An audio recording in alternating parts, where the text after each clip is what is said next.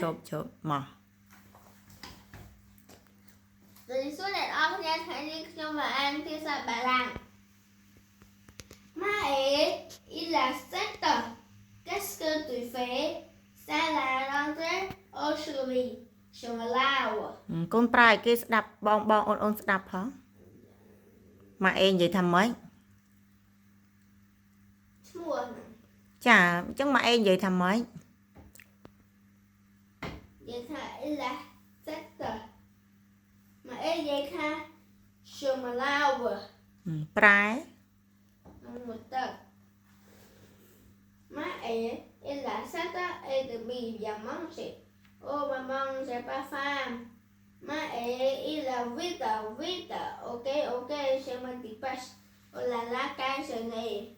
je me bille bẹt khảo ai je me couche ok je me réveille bật này piqué je me lave một tách je me dépêche phải nha Julia ông ôn អេនិយាយភាសាបារាំងលាថាម៉េច au revoir ចា